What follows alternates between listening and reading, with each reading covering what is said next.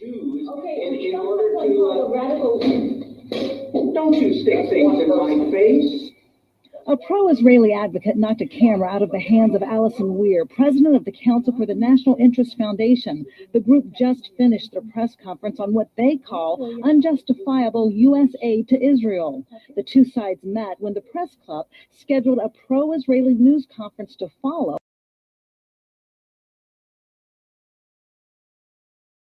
On differing views regarding America's relationship with Israel. The Council for the National Interest Foundation wants Americans to know how much of their tax dollars are going to Israel. $3 trillion. That's including a massive amount of direct money to Israel, then a lot of hidden costs. CNIF alleges Israel receives so much aid and special treatment because the U.S. Congress is controlled by AIPAC, America's pro-Israeli lobby. Executive Director Philip Girardi says Israel spends a lot of money on U.S. elections. There are many Israeli PACs, and they do give a lot of money very selectively to congressmen that they want to support. The Council for the National Interest Foundation says many members of Congress fear if they don't always side with Israel, that they will face retaliation in their own re-election campaigns. If a congressman crosses the Israel lobby by voting against aid for Israel or voting against some legislation that Israel favors, they very often will find that the next time they're running for office, there will be a candidate put up against them who is very well funded. Giraldi is a former CIA counterterrorism expert. He questions why America gives aid to Israel when Israel conducts more espionage for profit against the U.S. than any other U.S.-friendly country. They steal military technology. They steal information that is useful for telecommunications. Retired Lieutenant Colonel Karen Katowski works at the Pentagon and says Israel receives preferential treatment. We do not question what the Israelis want. Katowski believes America is beginning to take more interest in U.S. foreign policy in the Middle East, in large part due to tough economic times. More and more Americans want to know where their hard-earned tax dollars are going. Let's talk a little bit about Israel.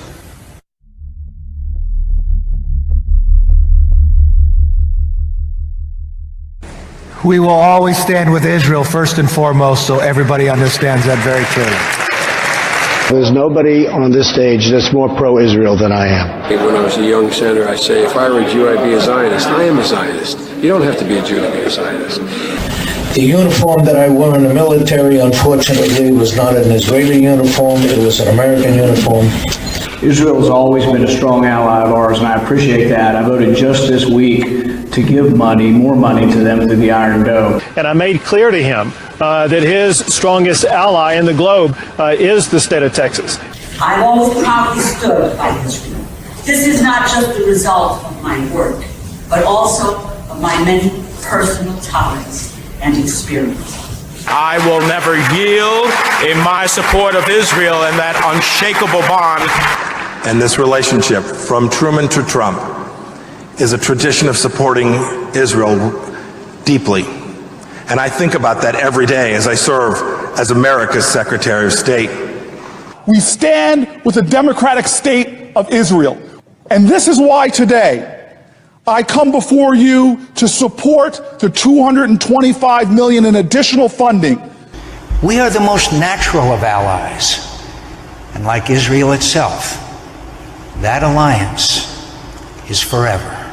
Debbie Wasserman Schultz, who was here, she has a very important position on appropriations, which is where this bill of funding for Israel takes place. Lois Frankel is on the Foreign Affairs Committee. Alcee Hastings on rules, but he's our top person, our chairman of the Helsinki. And that's important in terms of anti-Semitism as well as pro-Israel initiatives. And I've been on both the Foreign Relations Committee for 10 years, and I'm the #2 person on the Intelligence Committee and been there for 10 years. So I'm not a stranger to this stuff. So Ted Deutsch is the chair of the Middle East Subcommittee of the Foreign Affairs Committee.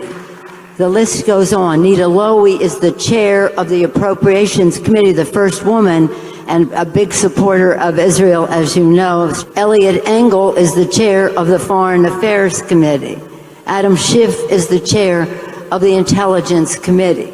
So we have people very well placed to share our values. The two most important committees for Israel are Foreign Affairs and Appropriations. And you couldn't have two stronger supporters of Israel, both New Yorkers, than Nita Lowey and Elliot Engel. And it is our honor to lead the committees that write nearly every piece of legislation that advances the strong U.S.-Israel relationship.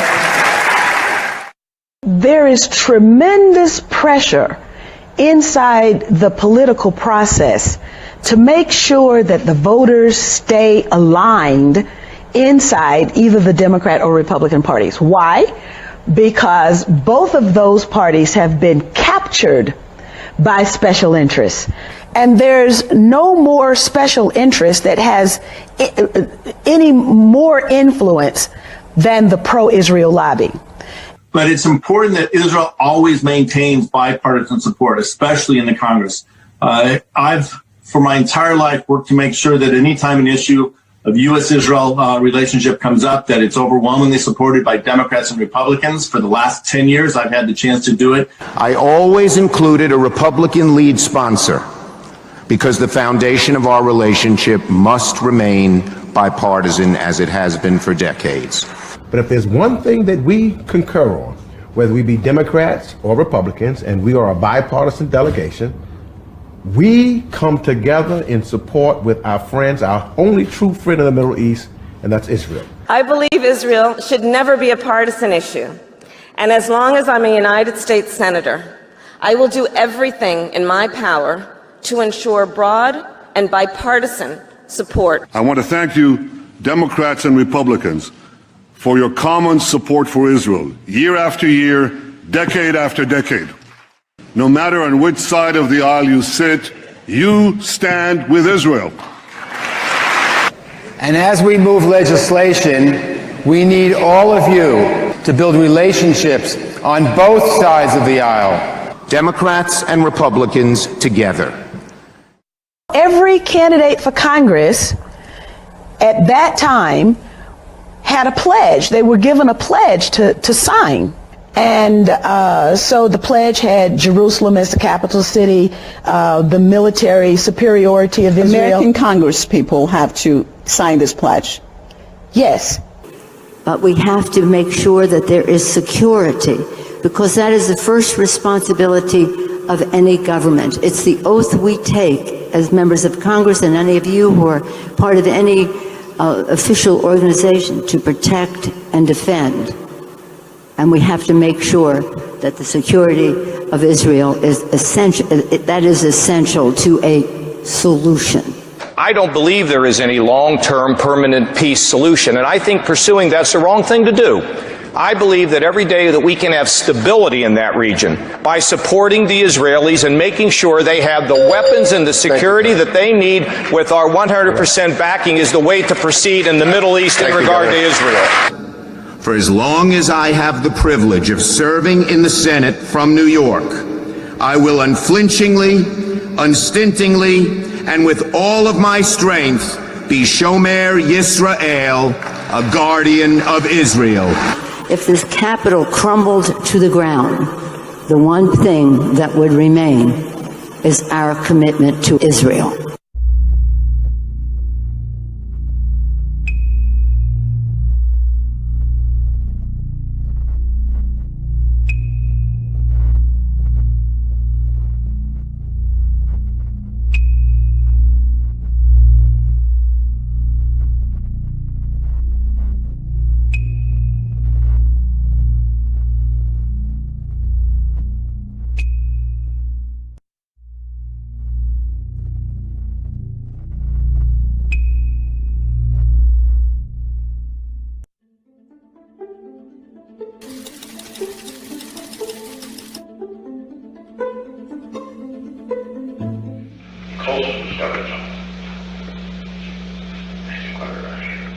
He had his office call and your labor statistics.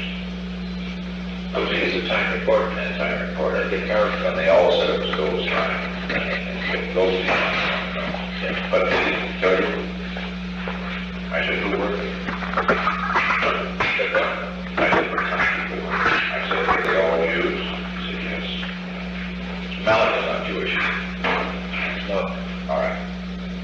to look at any sensitive areas around where Jews are involved. See, the Jews are all through the government. And we have got to get in those areas, we've got to get the man in charge who is not Jewish to control the Jewish.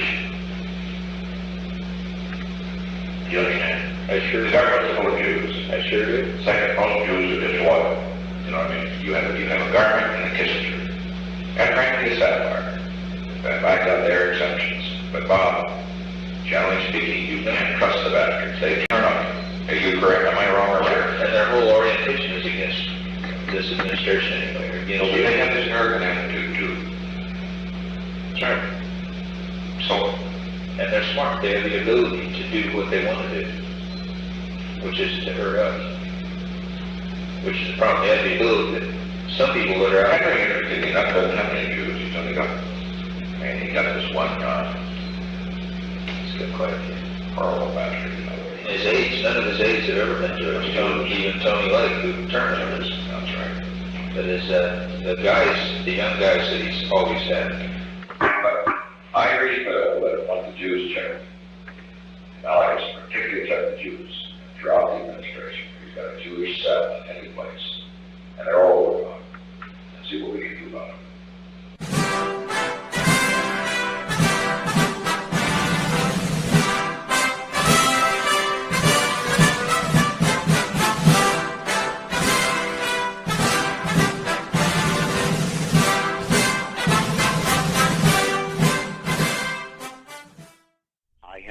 Had long conversations over the past 2 weeks with contacts at the Army War College, at headquarters Marine Corps, and I've made it absolutely clear in both cases that it is 100% certain that 9/11 was a Mossad operation, period. First, the disbelief, and what I showed them immediately afterwards is an interview with a demolitions expert named Danny Jawenko, and it shows the third building at the World Trade Center going down. And they look at that, and I said, now you understand that if one of the buildings was wired for demolition, all of them were wired for demolition. And that's it. That's the tipping point. Getting into arguments about who was flying what and where they were and whether there was nanothermite, those things are true, but they're incidental. The thing that's necessary is to tell people 3 buildings went down, the third was not hit by a plane. It was wired for controlled demolition. Therefore, all of them were wired for controlled demolition. And at that point, the reaction is rage. First disbelief and then rage. 9/11 has led directly to 60,000 Americans dead and wounded. God knows how many hundreds of thousands of people in other countries that we've killed or wounded or made homeless. This is an open wound. And what Americans need to understand is they did it. They did it. And if they do understand that, Israel's going to disappear. Israel will flat-ass disappear from this earth. I sent a film to one of my colleagues, and it basically had Americans grieving over their dead, coming back. And I showed one of them, it was a woman just wrenched by grief, over her dead soldier.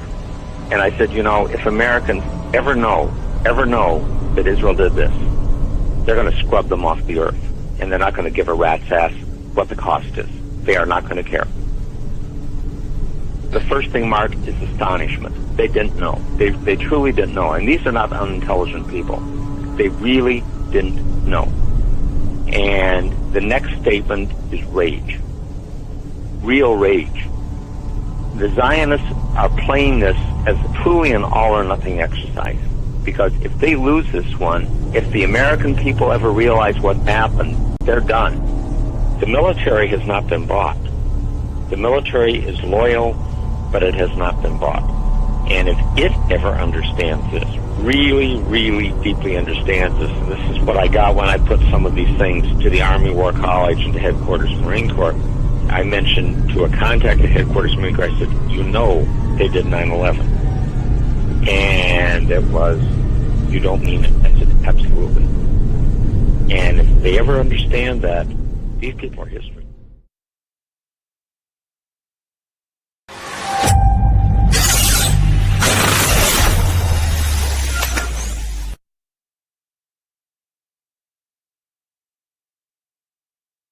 No candidate or politician can ever hope to be elected without the obligatory visit to Yad Vashem, the Holocaust Memorial in Israel, while being forced to wear that mind-numbing yarmulke and the obligatory pandering and shameful visit and speech to the true altar of your government. Are you seriously suggesting that the U.S. should be indifferent to whether Israel survives? I think that's exactly what I'm suggesting. How could that possibly be when Israel is the closest ally and when it's the only democratic state in the region? What the Israeli lobby has done is to convince Americans, or have tried to convince Americans, that Israeli interests are identical with U.S. national security interests. A lot of people would believe that to be true. Well, a lot of people are foolish then, and leading America into defeat. Sir, I disagree with you on Israel, but... In what way? You're not a supporter? Because I just don't think it's worth an American life or an American dollar.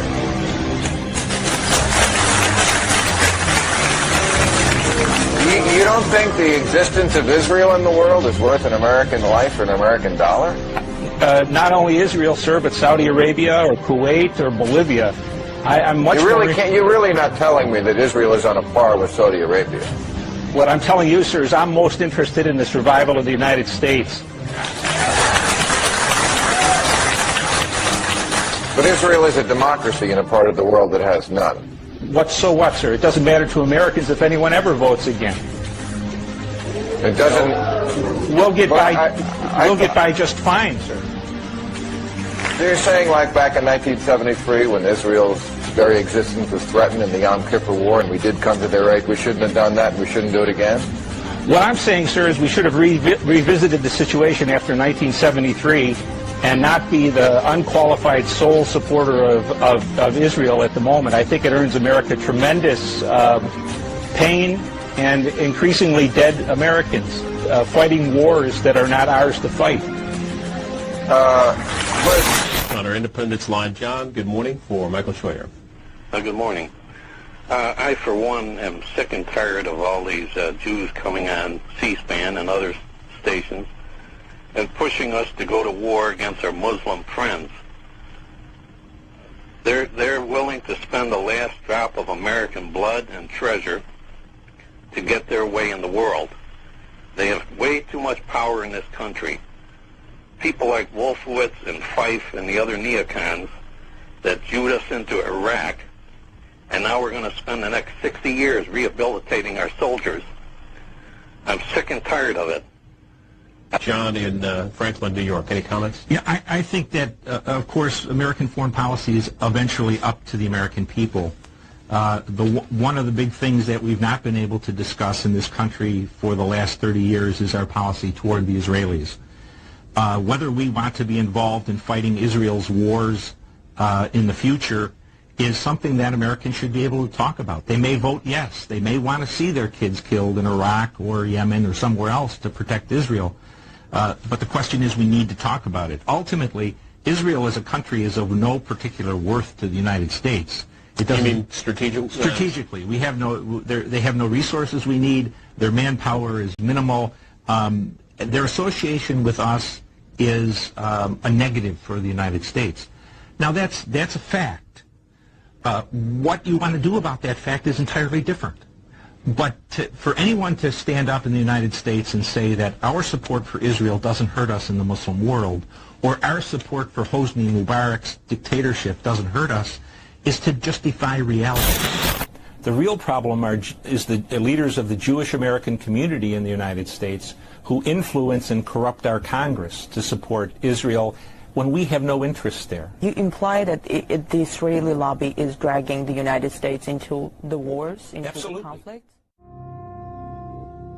Often when there is dissent expressed in the United States against policies of the Israeli government, people here are called anti-Semitic. What is your response to that as an Israeli Jew? Well, it's a trick. We always use it. When from Europe somebody is criticizing Israel, then we bring up the Holocaust. When in this country people are criticizing Israel, then they are anti-Semitic. And the organization is strong and has a lot of money, and the ties between Israel and the American Jewish establishment are very strong, and they are strong in this country. As you know, they have power, which it's okay. They are talented people, and they have power, money, and media, and other things. And their attitude is Israel, my country, right or wrong, the identification. And they are not ready to hear criticism. And it's very easy to blame people who criticize certain acts of the Israeli government as anti-Semitics, and to bring up the Holocaust and the suffering of the Jewish people, and that justify everything we do to the Palestinians. Give them the guilt trip. That's, yeah, absolutely. We need to play on that guilt. I bring up everything from the past. 50 years. It's a trick. We always use it. When from Europe somebody is criticizing Israel, then we bring up the Holocaust. When in this country people are criticizing Israel, then they are anti-Semitic. Give them the guilt trip. That's, yeah, absolutely. We need to play on that guilt. I bring up everything from the past. 50 years.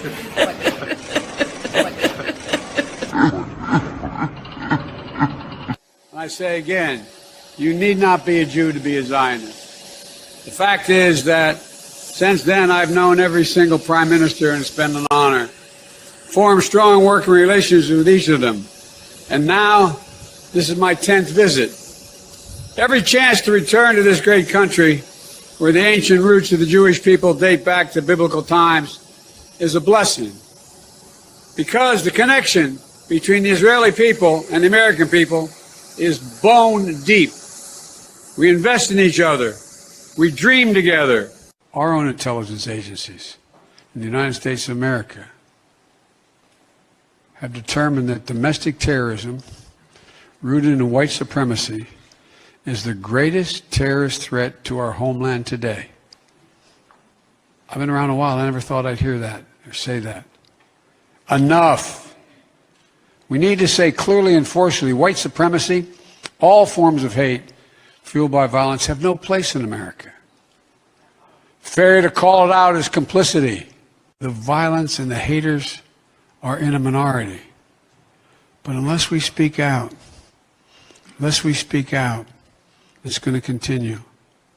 It'll continue. And folks, we cannot be intimidated by those who are talking about this as somehow we're a bunch of wacko liberals who are engaged in this new... I mean, think about how it's characterized. Were I a Jew, I would be a Zionist. And my father pointed out to me, I did not need to be a Jew to be a Zionist. For I am. Israel is essential to the security of Jews worldwide.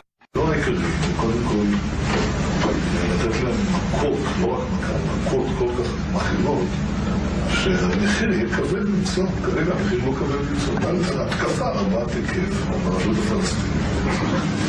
תקבל את המתחת שהכל מתמוטט. לא פוחדים, צוחקים להם יראו לנו את זה, ישרת פה בצחוק ופשוט הם לא פוחדים לצחוק. זה מה שמביא אותם ואז רגע, אבל אז עוד פעם העולם יגיד מה, אתם כובשים? אתה לא מפחד מהעולם, ביבי. במיוחד היום עם אמריקה, אני יודע מה זה אמריקה. אמריקה זה לא שאפשר להזיז אותו בקלות, להזיז לכיוון הנכון. לא יכניעו לו. אם אנחנו עושים איזה משהו, אז הם... יש שם להניח שהם אומרים משהו. 80% מהאמריקאים תומכים בנו. זה אבסורד. 80% מהאמריקאים תומכים בנו. זה אבסורד. 80% מהאמריקאים תומכים בנו. זה אבסורד.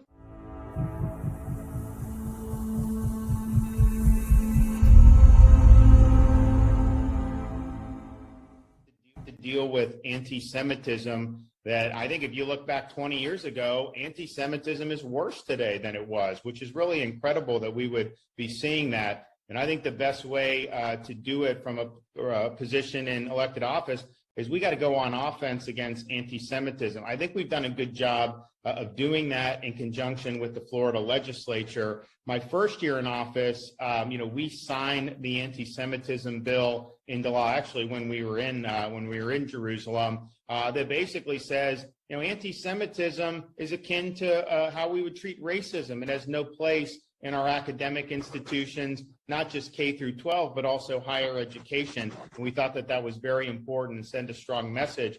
Also, when I first came into office, you had Airbnb that was engaging in activities that violated Florida's BDS law. We spoke out on that immediately. We added them to our list of companies that had run afoul of Florida anti-discrimination law. And sure enough, very shortly after that, Airbnb reversed the policy that unfairly targeted Jews. I think when you look to see some of the things that are happening in Israel, the demonization of Israel really feeds anti-Semitism. We also believe that it's very important that we have very strong Holocaust education in our K through 12 schools throughout the state of Florida. I signed a bill in 2019-2020 year making sure that school districts have Holocaust instruction that is accurate and that is telling the accurate story. We cannot have people try to whitewash the Holocaust in Florida schools. We're just not going to put taxpayer dollars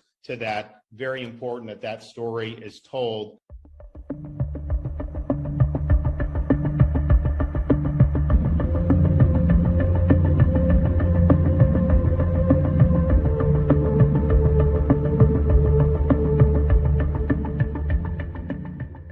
In a point-by-point cross-examination, Christie attempted to pick apart the testimony of one of the Crown's key witnesses as he questioned what the man saw during a 9-month stay at the Auschwitz concentration camp. On the stand for the second day, 56-year-old Arnold Friedman told the court how he watched columns of prisoners march toward the Auschwitz crematorium. Later, he watched smoke and flames pour from the building's smokestack. But under cross-examination, Friedman was forced to admit he had never witnessed mass executions. He only guessed at what happened. He agreed that the columns of prisoners could have been marching out of the camp through a gate next to the crematorium. Christie is out to prove that Zundel has reason to question the widely accepted beliefs about the Holocaust. He suggested to Friedman that many of the bodies burned at Auschwitz were those of Jews who died of disease and starvation. The Crown's expert witness, Dr. Raul Hilberg, was back on the stand today, where he was called to defend many of the conclusions he's made on the Holocaust during 40 years of research. Defense lawyer Doug Christie asked Dr. Hilberg how he came to the belief that Adolf Hitler personally issued the annihilation order. The doctor replied, Hitler's order was verbal, and thus no one knows the correct wording. It's one of the gaps in history, Hilberg said. Mr. Christie then asked for one single scientific report indicating that there were gas chambers. Dr. Hilberg said he didn't know of one. A recognized expert on the Holocaust today admitted there is no single report that shows the existence of gas chambers in Nazi concentration camps.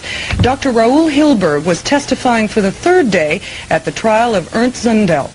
Christie, was there a report that anyone was gassed? Hilberg, there's no single report about gas chambers. I can't swear there's correspondence to prove it. There were more allegations that Allied soldiers tortured Germans whose statements were then used in war crimes trials. Mr. Zundel's lawyer claimed that expert witness Dr. Raul Hilberg had published a book on the Holocaust using material from a former Auschwitz commandant who had been beaten and whipped. Dr. Hilberg defended this use, saying that this particular man was an important witness. Rudolf Verba, an escapee from Auschwitz, has testified with uncanny precision about what went on in the death camp. Today, the lawyer for Ernst Zundel tested that memory. Doug Christie challenged a memoir that Verba wrote in 1964, which said, among other things, that Auschwitz had a killing capacity of 12,000 a day. This is twice what Verba had reported to authorities after his escape in 1944. Verba admitted that incidents in the book were dramatized. He called it an artistic picture of an event. Doug Christie read from Verba's 1964 death camp memoirs called I Cannot Forgive. Among the anecdotes, a human gassing demonstration for SS Chief Heinrich Himmler. Pressed about the book's accuracy, Verba said it was a work of literature rather than a history book.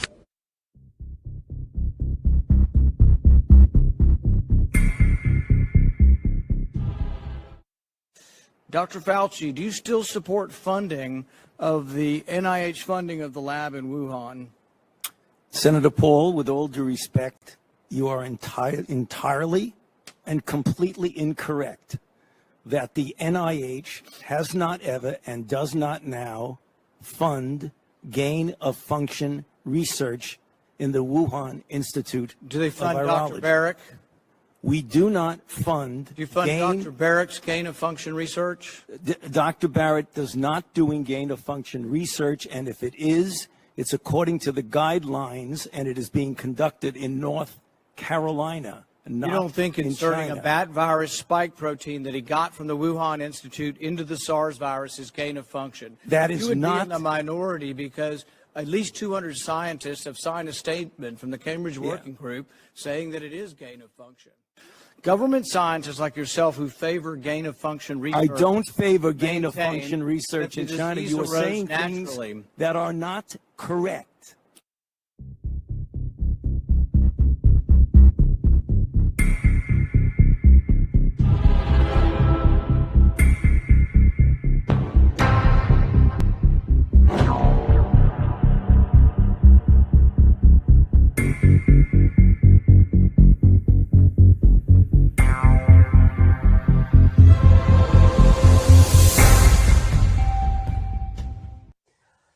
To give you the scope of the system covers the entire internet right now, 2 social networks, Facebook and Twitter, and it covers all the posts, all the tweets. Of them, it identifies every day 200,000 suspect posts and tweets that are suspected for anti-Semitism. Then it analyzes them using artificial intelligence and machine learning, and ultimately identifies roughly 10,000 anti-Semitic posts a day. As of now and forward, this information is going to be made public. It in itself will be a great deterrent to anti-Semitism. Suddenly we'll know which city is the most anti-Semite city in terms of internet activity. We'll know who are the 10 top anti-Semitic tweets and Twitters. We'll know on a certain day we see a spike in anti-Semitism, we'll be able to drill down and understand what caused it. Just by the fact of knowing all of this, it in itself hopefully will shame people into acting better. Here in Tel Aviv at a specific location, it's up and running. This command center takes the information that is analyzed and created here and then acts. It could be, for example, identifying a specific post that is calling for anti-Semitic action and then notifying the local intelligence and law enforcement forces in a certain European country. It could be to tell the municipality of a certain city, and this week I might say that Manchester is one of the highest anti-Semite activities. So call up the mayor and tell him, do something about this. So by knowing this information, we can act. And this group of analysts within the command center, it's up and running as of now. Israel and the United States share common values, that we defend common interests, that we face common enemies. Iran's leaders know that too. You know, for them, you're the great Satan, we're the little Satan. If you do not believe that Donald Trump is a pedophile, that he's not knee-deep, not neck-deep in this sex trafficking, molesting, raping underage girls and kids, then this video is for you. We're going to go all the way through all the muck, all the way back through Trump's history. You're going to be convinced that Donald Trump is a pedophile. So let's get started with this first video.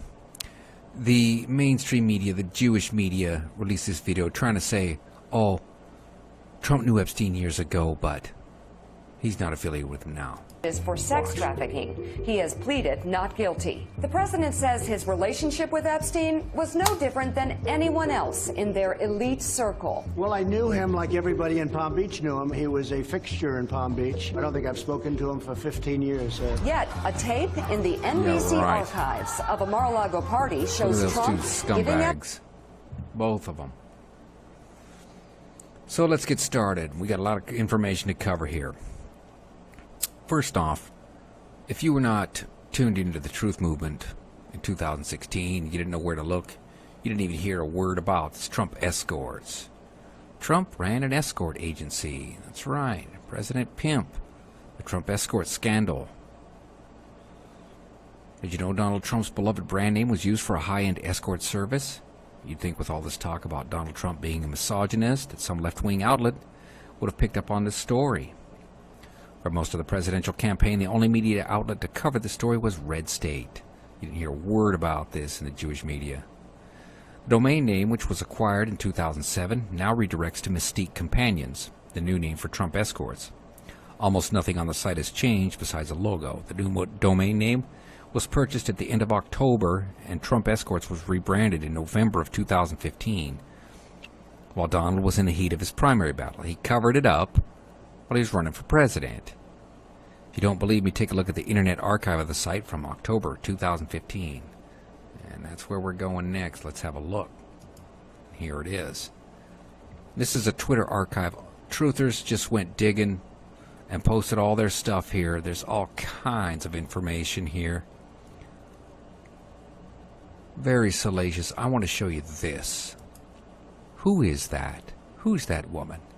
That looks like a younger Melania Trump.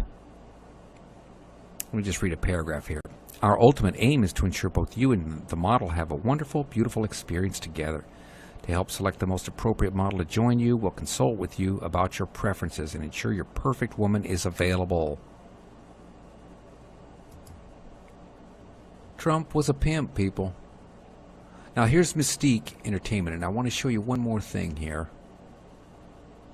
Very important. Okay, they tracked the domain name registered to Trump Towers. We have 52 historical records for TrumpEscorts.com. The oldest record dates back more than 9 years. And this was in 2017. So Trump was at it for quite a while. This is what I want to show you. Models available for New York City. Veroni Martel. Okay? And there she is. When the site changed its name to Mystique Entertainment, there's Veronica Martel. And there she is there. Born and raised in New York, Veronica Martel. There's one more piece of information that somebody found right here. Veronica has performed for President Donald and Melania Trump, former President Bill Clinton, and Secretary of State Hillary Clinton. His Royal Highness Prince Albert of Monaco and Princess Charlene, Regis Philbin, and Joy Philbin, just to name a few. So the mainstream media, the Jewish media, didn't touch this story, but it is undeniable that Trump ran an escort service, people. And it's corroborated in this. The many scandals of Donald Trump, a cheat sheet. Let's just blow through this real fast. Last week, a few days before Trump's inauguration, former apprentice contestant Summer Zervos sued him in New York State, accusing the president of defamation. Zervos was one of several women who accused Trump of sexual assault or misconduct prior to the election. She claims that he kissed her and pressed his genitals against her non-consensually. Trump denied those claims, so Zervos sued him for defamation. And then here, sexual assault allegations. Even before the release of a 2005 video in which he boasted about sexually assaulted women, grabbing them by the pussy, you can do anything. I just start kissing them. It's like a magnet. Just kiss. I don't even wait. When you're a star, they let you do it. You can do anything. There's a long line of allegations against Trump. Jill Harth says Trump assaulted her in the 90s. Former Miss Utah, Temple Taggart, said he kissed her on the lips inappropriately. But since the release, more women have come forward. Two told the New York Times that Trump had assaulted them. One saying he tried to put his hand up her skirt on a flight in the 1970s. Another saying he forcibly kissed her. A Florida woman says Trump groped her. A former People reporter recounted an alleged assault at his Mar-a-Lago estate, saying he told her, "You know we're going to have an affair, don't you?" Several former teen pageant contestants said Trump walked in on them while they were naked or partially dressed. This guy's a pig. This guy's a pig. The beauty pageant scandals.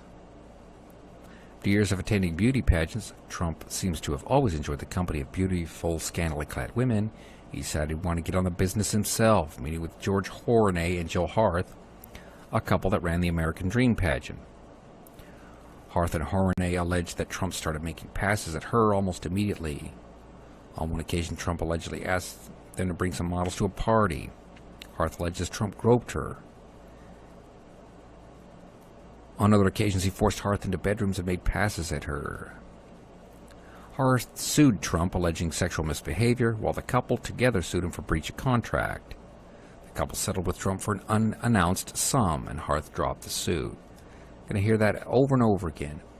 Now, there's a lot of things: racial housing discrimination, mafia ties, Trump University, Trump tenant intimidation, the 4 bankruptcies of Donald Trump, undocumented Polish workers, breaking casino rules. Just look at this guy's rap sheet, man. He's a scumbag, people. He's a scumbag. There's one thing I want to show you. Refusing to pay workers and contractors. Trump Institute, buying his old books, right here at the bottom. Undocumented models. Former models who work for Trump Model Management say that they and others work for the agency in the United States despite not having proper permits. Some of them worked on tourist visas, either never getting the correct permits or else getting them only after working in the U.S. illegally for months. Okay, he's running a beauty pageant. What's he doing? He's recruiting women and girls for his escort agency. And he's paying them under the table because they're hookers. It's illegal, right? And one more story here. Trump's subjected to trifecta of sex scandal lawsuits.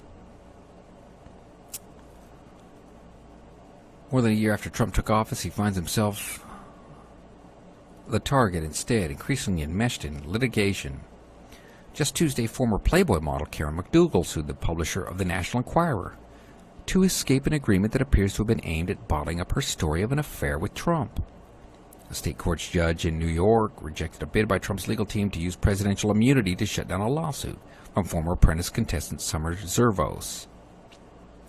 Those developments came amid an ongoing legal battle between Trump and adult film star Stormy Daniels, who claims to have had a sexual encounter with Trump over a decade ago. Daniels is suing to avoid a non-disclosure agreement she agreed to in exchange for a $130,000 payment just before the election. Trump's side is arguing that she owes more than $20 million for violating the terms of the deal. Well, how many women have sued him? These are just the women that have been reported by the media. He's being sued by all these women that he's abused, and he's paying them. And he's using his legal power, he's using his lawyers to quash the settlements, and the media is covering for him. Then this. There's a young woman who claims that Donald Trump raped her when she was 13. And look at the date on this. This is the actual court affidavit. 6/2016, June 20th, 2016. The height of the presidential election. Did you hear that Donald Trump was being sued by a woman who claimed he raped her? And she was 13 at the time. Now, this is Jane Doe. We're going to find out who she is in just a second here. Oh, okay. Now. And then, you didn't hear a word about this before the election. And then, as soon as Donald Trump got elected, boom. This is the Daily Fail. These are all Jewish media rags, by the way. We're just piecing together the truth from the little tidbits they give us. Look, this troubled woman with a history of drug use who claimed that she was assaulted by Donald Trump at a Jeffrey Epstein sex party at age 13 made it all up. Now we know her name is Katie Johnson. And have a look at her right there. Or that's the picture that they show. I don't know if that's her. But she's still at it. I mean, think of this woman. And here's, I wanted to stop and just think for a second, okay? This girl was 13 years old. All right? They talk about trafficking in underage women, sex with underage girls. Okay? So what is trafficking? It's kidnapping. They're talking about kidnapping and raping children. That's what these people do. That's what this is about. And it's important that it's couched in those terms. So justiceforkatie.com. If you go to that site right now, there's all kinds of, you do a search for it, and there's like 5 options, and they're all marked as unsafe. They're spamming that site so that you can't look at it. But somebody's uploaded these videos. They're all over YouTube now. This is Katie Johnson. Let's just listen to her for just a second. For Mr. Jeffrey Epstein, there was about 3 or 4 times that I had encounters with Donald Trump. I was 13. The first time that I met Donald Trump was at and I a don't party think this is at the Jeffrey woman pictured in the Epstein's Daily Mail. I think they mansion. just, got a woman who looked kind of sleazy, kind of rough. There was a rough life, an orgy and going on, picked her. and he was kind of watching off. I believe this woman. I do. I think that Donald Trump raped that girl. I do. You may not believe that right now, but let's just continue on here. This is Donald Trump's personal lawyer, Michael Cohen. Let's listen to him. You write a story that has Mr. Trump's name in it with the word rape, and I'm going to mess your life up for the rest for as long as you're on this freaking planet. I'm going to turn around. You're going to have judgments against you for so much money, you'll never know how to get out from underneath it. Okay, that's one. There's another All right, one, what's too. that threat about? In 2015... Here's another one. I'm warning you. Tread very lightly, because what I'm going to do to you is going to be disgusting. Do you understand me? Don't think you're going to hide behind your pen, because it's not going to happen. That is Donald Trump's personal lawyer, Michael Cohen. And like we've already established that there are several women that we know of that are suing Donald Trump. And look here, here's Michael Cohen. Violations of federal campaign finance law, including the October 2016 payouts to Karen McDougal and Stormy Daniels, to which Michael Cohen pleaded guilty to paying. Note the date, October 2016. Just before the election, he's paying off all these women. He's using his strong-arm tactics and his legal power to shut down these allegations that Trump is abusing and raping women. Let's read a couple paragraphs here. Michael Cohen, former personal lawyer to President Donald Trump, leaves federal court after reaching a plea agreement in New York, August 21st, 2018. Now, one more thing, okay? All these people, all the victims of the Trump administration, it's that witch hunt from Robert Mueller and the Russian collusion. It's the Democrats after the Trump administration. That is bullshit, people. That is just bullshit. Okay? First off, Robert Mueller was head of the FBI on 9/11. You think he's not a part of this cabal? The whole Russiagate story is just a cover-up for this unfolding sex scandal. Okay? So let me just read. On December 12th, Trump's former personal lawyer, Michael Cohen, was sentenced to 36 months in prison after pleading guilty in August to 8 federal crimes, including 2 large payoffs to silence women who claimed to have had affairs with Trump in violation of federal campaign finance laws. Prosecutors said in their sentencing memo for Cohen that he made the payments in coordination with and at the direction of Trump, officially establishing him as an unindicted co-conspirator in the case. So Michael Cohen didn't go down because of Russiagate or Russian collusion. He got caught using campaign money to pay off the women Trump had abused. Now, a few more people in Trump's circle. Now we're going to get into all of Trump's circle and all the connections to pedophilia, child trafficking, rape, etc. Here's Trump's Oklahoma campaign chair to plead guilty to child sex trafficking. Ralph Shorty resigned from the state legislature in March after being charged with several felonies, including engaging in child prostitution. Shorty's attorney confirmed that his client will plead guilty to a charge of child sex trafficking in exchange for U.S. prosecutors dropping 3 child pornography charges against him. What the hell, man? What the hell?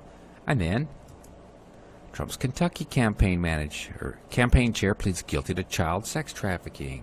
That's him on the right. That's Dennis Kucinich or whatever the fuck his name is. Scumbag. They're all scum, people. Okay? One of President Trump's loudest supporters will likely spend the rest of his life in jail after the conclusion of his child sex trafficking case. 71-year-old Timothy Nolan, a former Campbell County District Judge, chair of the Trump campaign in Campbell County, Kentucky, entered guilty pleas on all 21 counts against him in court on Friday. A press release issued by the Office of Kentucky Attorney General listed a multitude of charges, including human trafficking of adults, human trafficking of minors, and an unlawful transaction with minors. All right. And here's another story that didn't make CNN. Donald Trump was on the witness list for civil case involving billionaire pedophile Jeffrey Epstein. And this is 15th of March, 2017, when Epstein was still facing charges in Florida on all those civil suits. U.S. President identified as an individual who may have information. Donald Trump has been placed on the witness list for a civil trial involving billionaire pedophile Jeffrey Epstein, a lawyer involved in the case, has claimed. Didn't hear that, did you? Okay, let's get into the Trump White House, right? Labor Secretary Acosta said he was told to leave Jeffrey Epstein alone, belonged to intelligence, and to leave it alone. Now, Acosta's already out over this scandal. He just happened to be the prosecutor in Miami who let Epstein slide on all these federal sex trafficking charges, and he only did a state prostitution charge in Florida. And it was an unlawful deal. That's why Epstein was brought back to trial, because it was unlawful. And it was so tawdry what Alexander Acosta had done for him that Acosta was forced to resign. But the question is, how did this sleazeball Miami lawyer get to be labor secretary for Trump, right? Okay, and here's Steve Bannon. Former White House chief strategist Bannon was spotted stepping out of his SUV and entering the registered sex offender's home. And this story is, what's the date on this? August 11th, 2018. Steve Bannon goes to visit Epstein. And then there's this piece of crap. Trump White House associate George Nader, convicted on child porn charges in Virginia. This guy is just a deep dirtbag.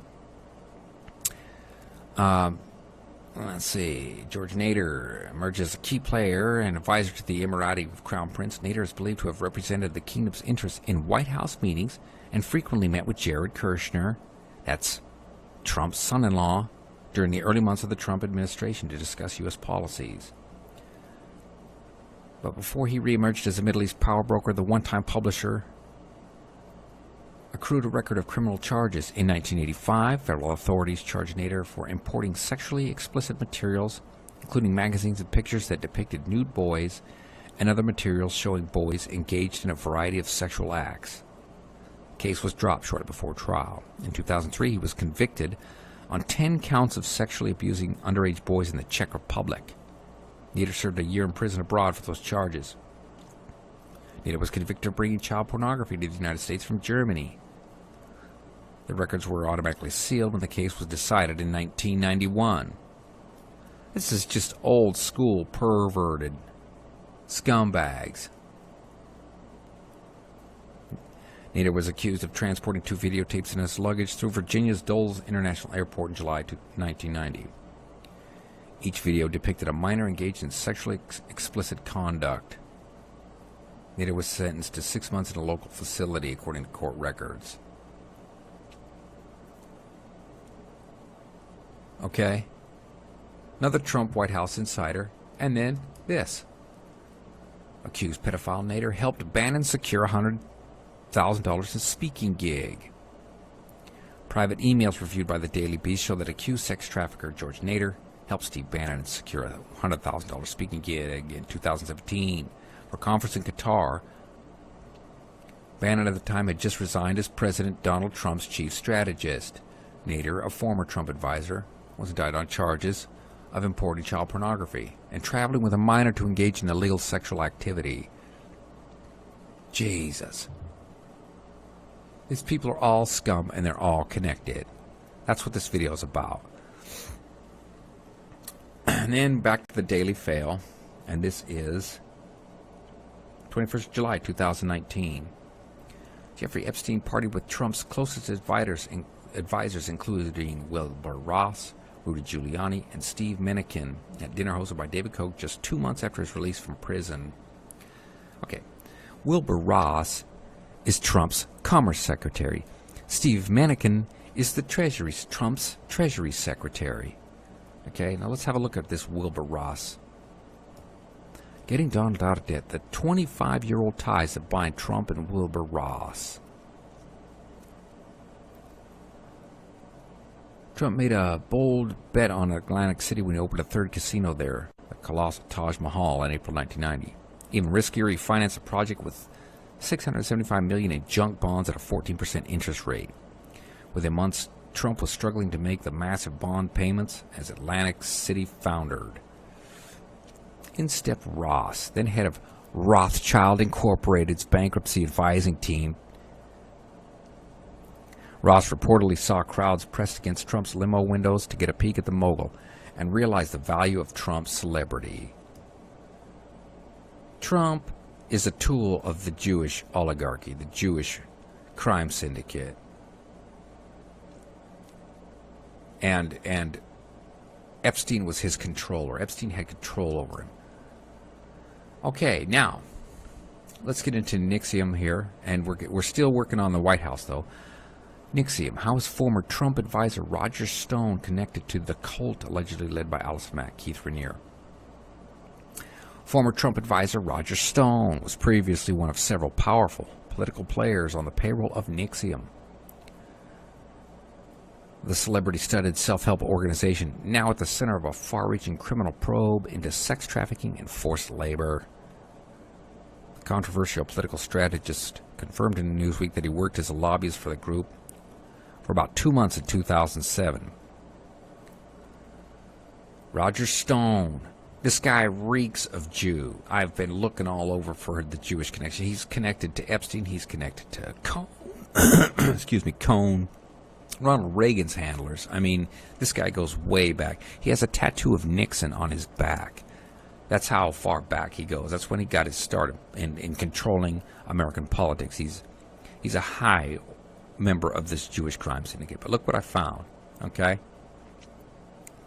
Second Jewish advisor off Trump team. And this is Jewish, the forward.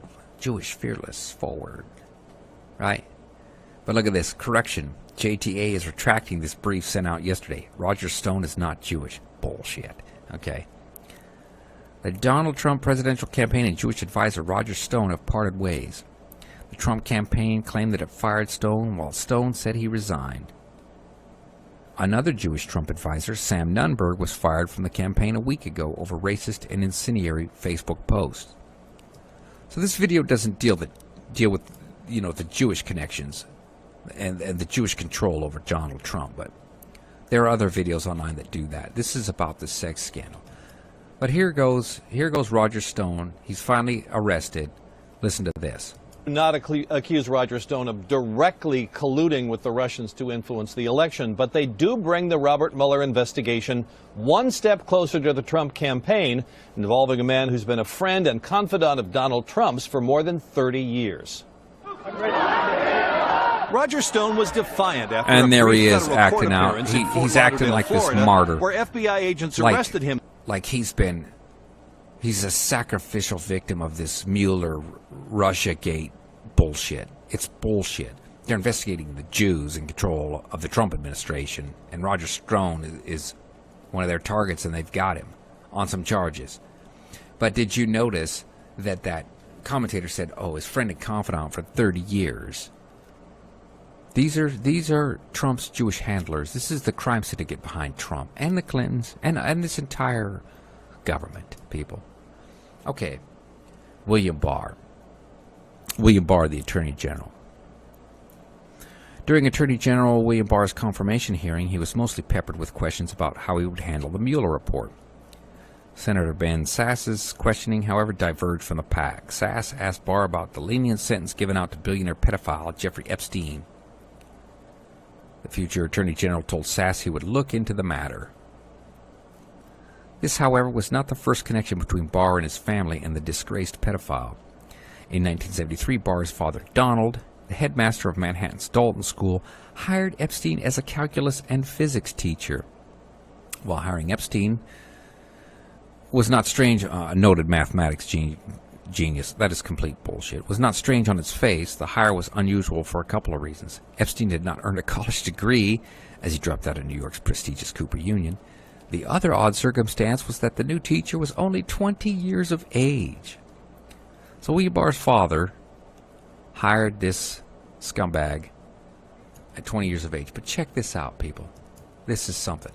Now here, there's young Jeffrey Epstein. He's a math and science teacher. How did he get the Dalton teaching job without a BA? It makes no sense. He was hired to be Donald Barr's wingman more than he was to teach. It's why they both had to leave shortly after. I knew kids at Hackley where Barr was headmaster next, and he was notorious. They used to warn kids not to stay in the dorms. Now check this out, people. Donald Barr, William Barr's father, worked for the CIA. He wrote a novel in 1974 while Epstein was working for him about being sold into sex slavery. Space Relations by Donald Barr. Okay, listen to this. On a distant planet in the distant future, when all the galaxies are colonized, John Craig, a young space diplomat, is captured by interplanetary pirates and sold into slavery.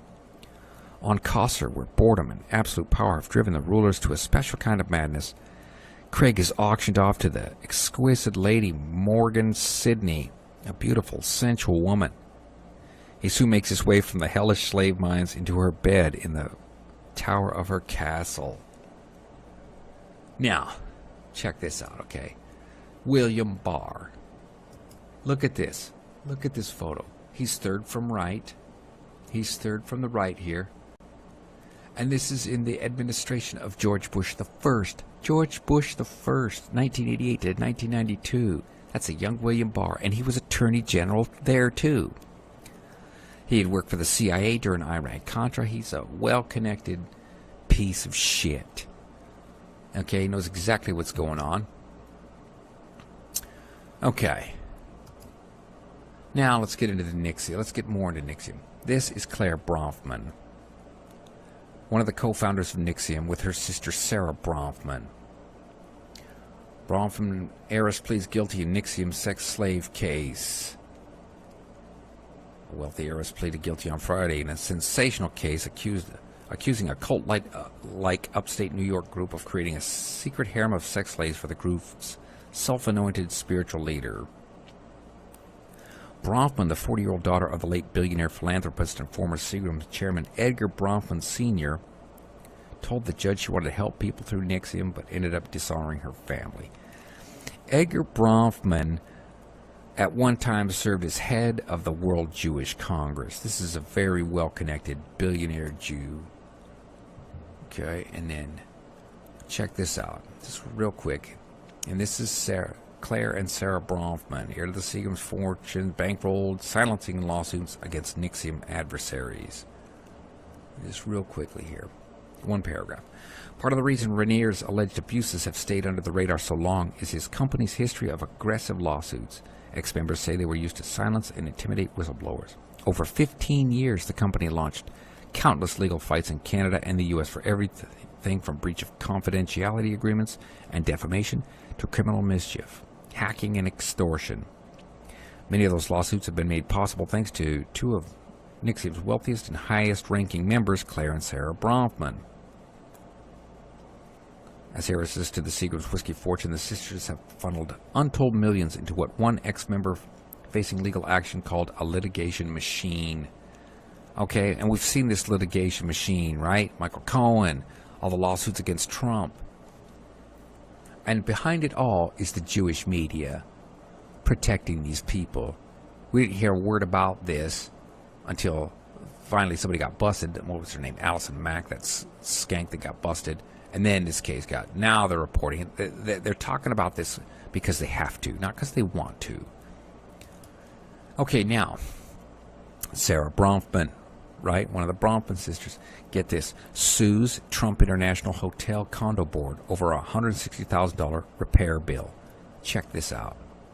Okay. Sarah Bronfman is suing the Trump International Hotel and Tower Condominium, charging the building's board is unfairly forcing her to pay a $160,000 repair bill for water damage caused by a broken pipe. In papers filed in Manhattan Supreme Court, Bronfman says the pipe that burst in February 2013 was behind the wall of her condo on the 33rd floor, and it's never been altered. Sarah Bronfman, one of the co-founders of NXIVM, billionaire Jew, is living in Trump Towers, people, in February of 2013. She's living in Trump Towers. You think Trump doesn't have any idea what's going on? This is her husband. This is Sarah Bronfman's husband. What's his name? Bassett Ignet. Bassett Ignet. Trump aide connected to Sarah Bronfman and Bassett Ignet. Okay.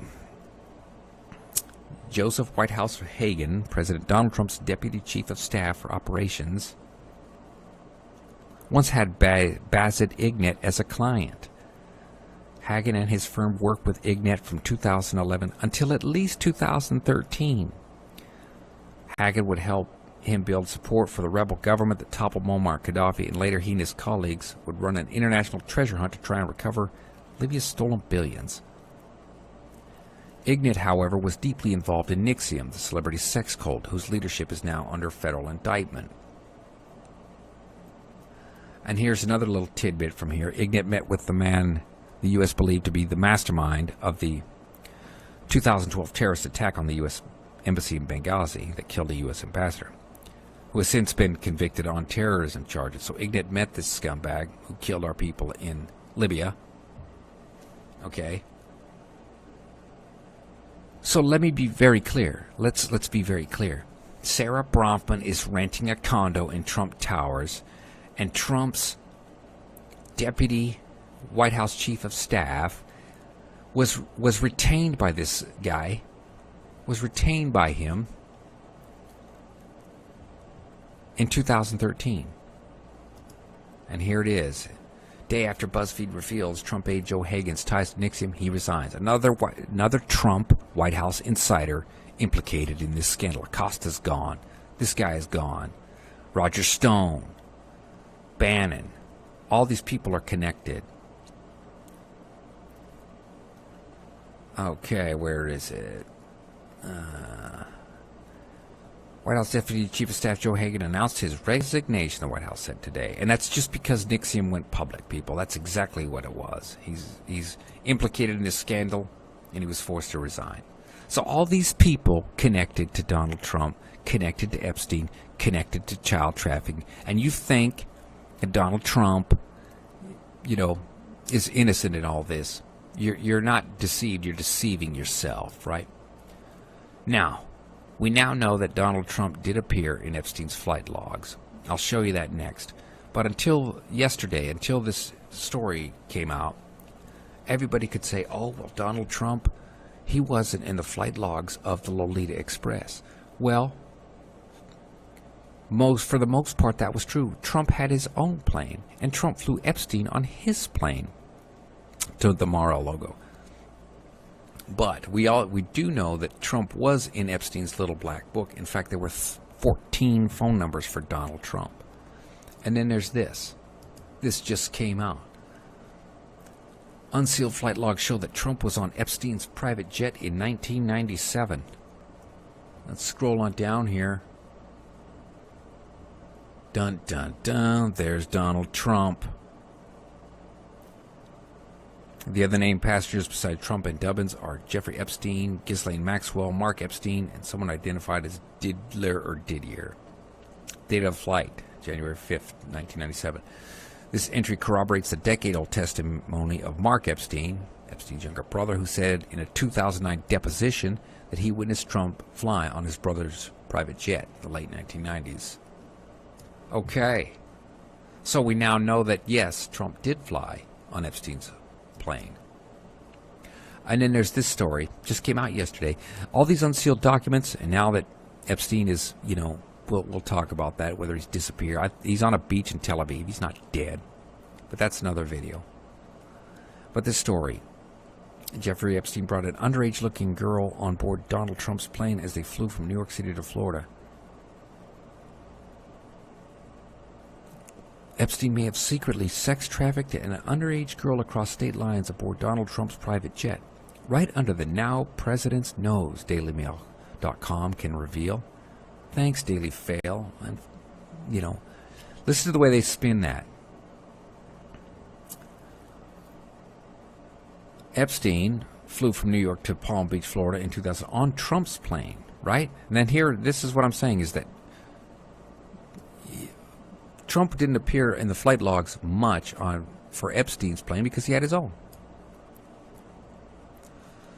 Okay, now,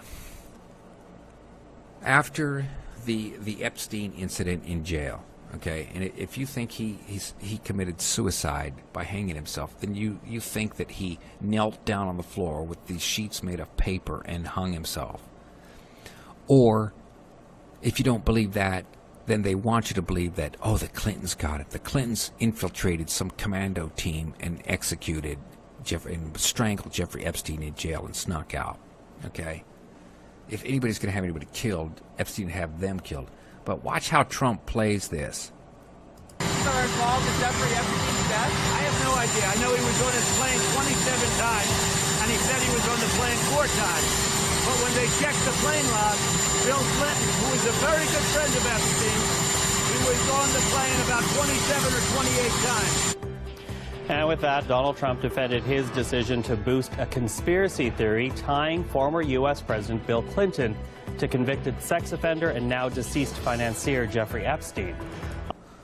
And that's how they want the story to end. If you can't believe that Epstein committed suicide, and you shouldn't believe that because it's just ridiculous, then they want you to believe that the Clintons killed him. As long as you think Epstein is dead, they're okay with that. They snuck him out of jail. He's on a beach in Tel Aviv somewhere. So this video should leave no doubt that Donald Trump is intimately connected with Epstein, with this with all these child traffickers, child rapers, child kidnappers. And Trump is just as much a control tool of the Jews as the Clintons.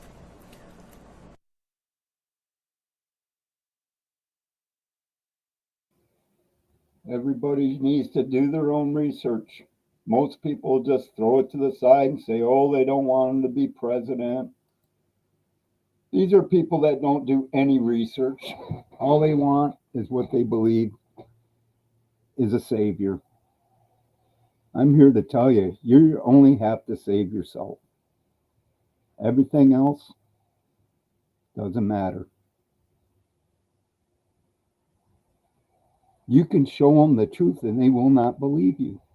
That's why, for me, anybody that hasn't seen on my Brighteon channel, Hint, the 12 tribes, which they took off of YouTube, all it did was show all the Jewish people inside the Trump organization. It shows all the people that have dual citizenships in both sides with Israel. We are run by Israel. That silent government that everybody talks about, it's true, but people won't believe it. I know my time's short on this platform, but I know one thing. I'm not going to quit to this fucking bullshit. And I'm not going to bow down to these people that don't have enough common sense to go research this shit for themselves. Because they don't have the time. They just want to believe what they're told. They want a savior. Every country that's been ever taken over by anything, the people had to come together. This is worldwide. I'm surprised that they let that stay up, but I didn't say anything I've put up lately with Donald Trump or Jews have been taken down. This one will probably be taken down too. If not, they'll put some kind of label on it like they did the one earlier today. Even though they called it the Great Replacement all over in that video of different people calling it, senators, politicians, media, they try to refer it to people to go look at something in Wikipedia, which is Jewish, Occupied, which Changes the meaning of words. My great-grandfather was correct about that. Never could understand it. People better wake the fuck up. That's all I gotta say. Your Bible tells you these were the people that put your Lord and Savior on a cross, tortured him, and you want to give them everything. Sick son of a bitches, and I'll call it to your face. I'm not here to fluff your fucking pillows. And I know it's not you guys out that are out there in my chat.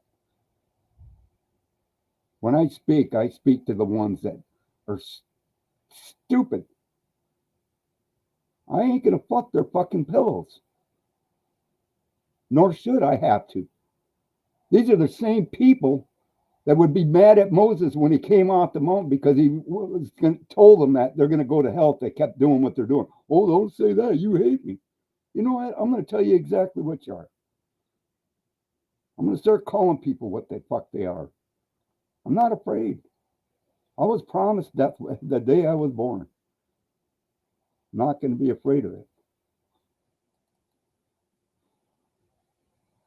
I just hope y'all understand. Do your research. Love yourself. Until next time.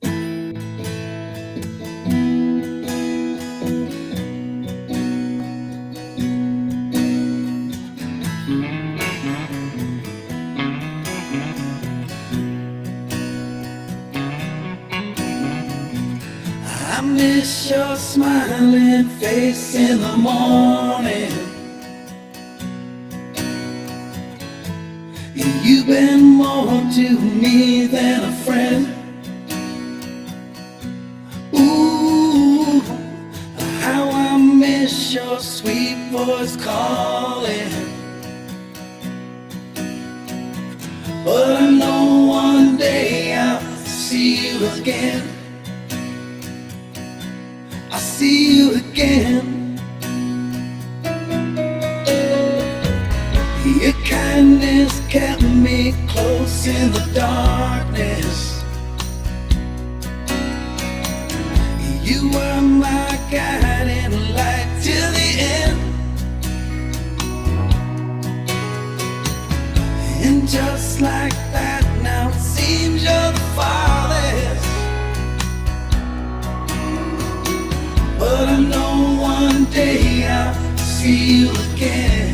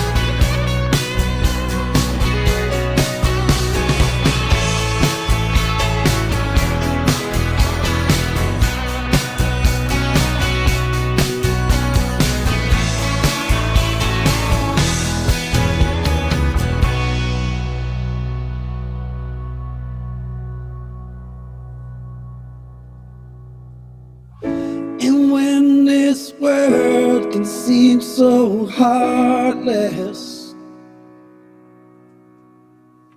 I dream of your sweet voice now and then. I lost my way the day you departed.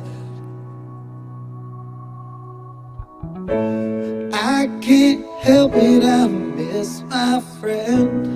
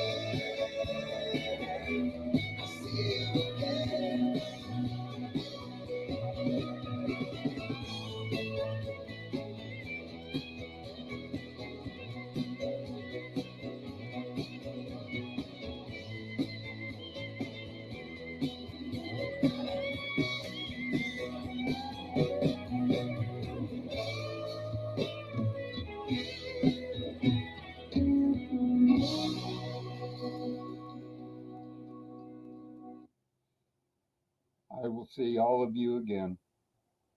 So chin up, laces tight. Don't be afraid to call evil evil.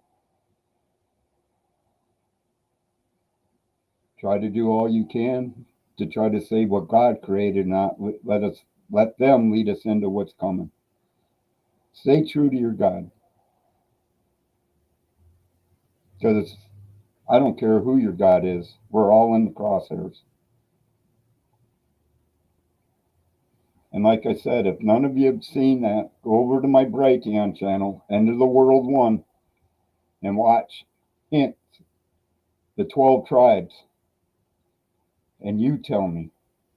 It's over half an hour long of just the people inside of his government. We are run by a foreign government. And I wish people would understand that. And they run both sides. I keep telling you that there's no difference between these people. Even in this video, it shows how they're all together on one issue, but can't get together on all the others because it's not meant to be. All the other issues are what are called distractions. Keep people divided. I'm not trying to destroy this country. I'm trying to bring people together. I have no other country. I have no other place to go. But if I'm going to be afraid of death, I'm a coward. I will never be labeled a coward. And I will call these bastards exactly what they are. And if you're helping them willingly or unwillingly, but you're still helping them, I will call you out too from now on. This is not for the people that understand what I'm talking about. You people should be proud that I'm calling them out. I have no tolerance. Time is getting short. My time here on this planet's getting real short. I only worry about people making it and saving what God gave us. Till next time, I'll see you again. Y'all have a great weekend. And thank you for coming.